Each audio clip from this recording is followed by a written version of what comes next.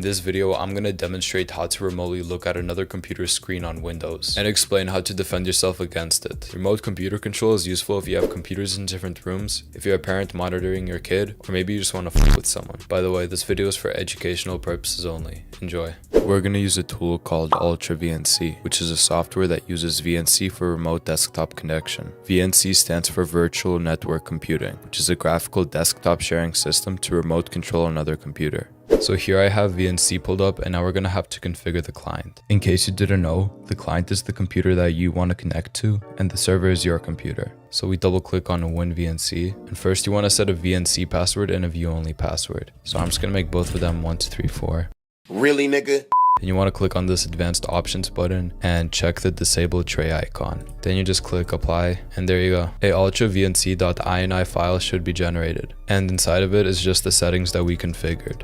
I'm going to put all the files that are needed for the client inside of a folder. I'm going to call it client and just place WinVNC and ultravnc.ini inside of it. Now for the client, we're going to use a reverse connection to give us the VNC session. If you don't know what a reverse connection is, watch my video about it. I'll throw it in the cards above. So the commands that need to be run from the client side are winvnc.exe-run and also winvnc.exe-connect, your IP for example, and the port that you're listening on. So what we're going to do is put this in a batch file to automate it. I'm just going to say main.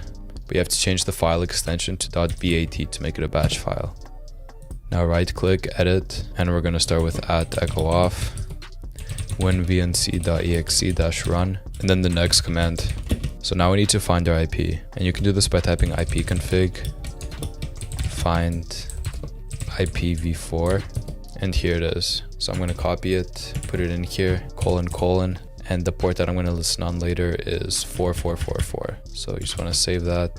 So to test this out, we need to start the listener from our side. So we're going to go back to the VNC folder, click this bar up here, and type cmd.exe to open command prompt in this folder. And to listen, you just want to type vnc viewer -listen, and then the port that you're listening on. So for me, that's 4444.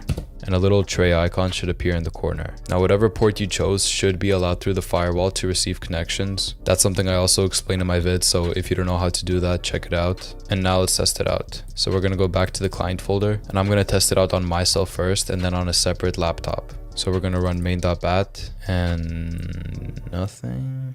Embarrassing!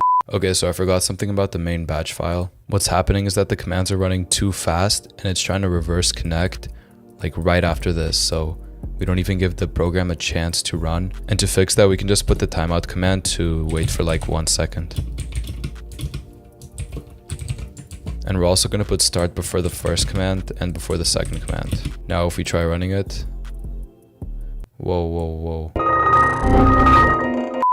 Okay, so since I'm looking at my own screen, it's just looping. That's why it's just, an infinite cycle. So we're going to test this out on the laptop now. So basically, I moved over the client folder from my computer to my laptop, and we're going to run main.bat. And if we look back on our computer, we see VNC pop up, and we have a session to the laptop. You can full screen it, you can open folders, do anything.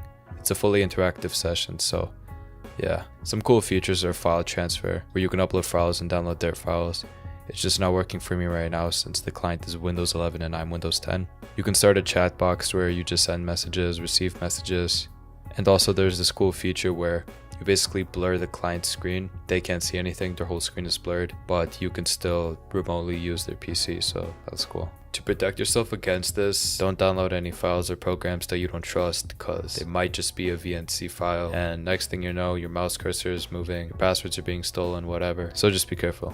Anyway, that's it for today. I hope you enjoyed. Like, sub, join my Discord server, and I'll see you next time.